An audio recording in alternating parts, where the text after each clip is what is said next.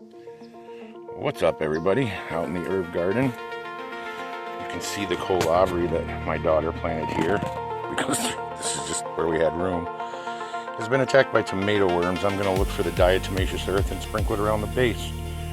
Now, I think I put in my video about having skullcap.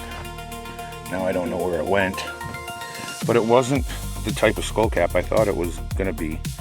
I think this is it right here. Yeah, that's like Asian or Chinese skullcap. You use the roots. It doesn't do what I wanted skullcap for my wife and daughter. So my friend got me these, and as you can see, beetles and stuff have been eating the leaves.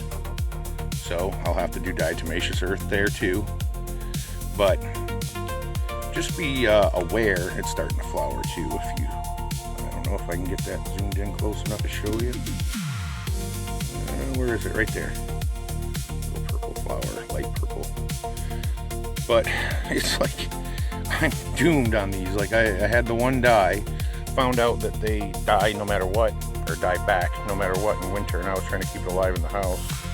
So it was probably not truly dead. Now I get these, fast forward a couple weeks later, and you can see they've chewed through the leaves pretty good. This one's in really bad shape. So it's almost like I'm not supposed to have this stuff. And we've been spraying a light mix of this soapy water on there. It's not really helping. So I'll figure something else out, I guess, there. But the main reason I wanted to make this video, I'll put my water down, is wild lettuce. You can see this jar here. You can see those seeds. So wild lettuce serves as a pain relief for people. Basically what you would do is take the leaves off of the plant and maybe some of the stems, and then you just soak them in alcohol, preferably, food grade, like Everclear, who, by the way, is now advertising their product as like something for making tinctures and so on, rather than being alcohol, because who the hell is really drinking that? So soak it in there for a while, 2 weeks, 4 weeks, somewhere in there, and then you boil it down and you get like a black resiny product that serves as kind of a mild pain relief. Some people say it's more than mild. I don't think so, but whatever. So in these stalks, there's like, oh, there's some right there. See that? The sticky, it's very sticky liquid. It smells almost like, back in the day, only some people will get this, but there were scratch off stickers, or scratch and smell stickers that smelled like supposedly chocolate. That's kind of what it smells like. Some of you will know exactly what I'm talking about. So I just picked some of these off yesterday. These guys here.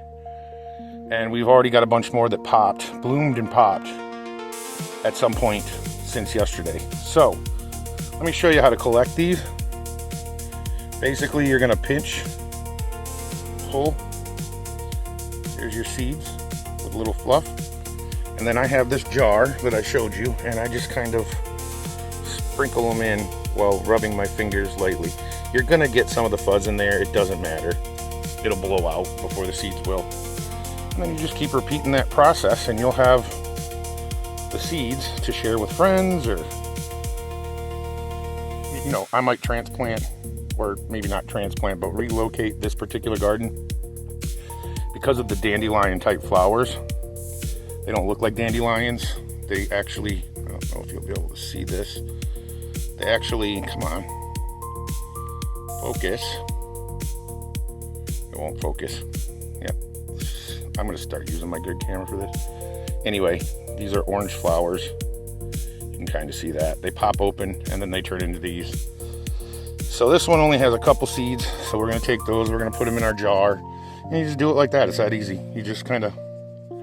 But because of the dandelion type flowers with these little parachutes, you end up with, as I showed you a few videos ago, wild lettuce everywhere. You can see it all through here.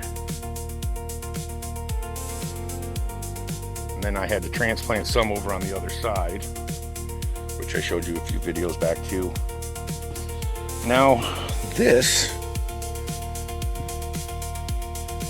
wild lettuce grew straight up and immediately started blooming. There's not much to harvest off of here. Same with this one that I kept around for this exact purpose as well. You can see it just grew straight up. A lot of times they'll get bushier than this, but not these ones for some reason. I don't know if it's lack of light or something like that, but a lot of times they get bushier than that.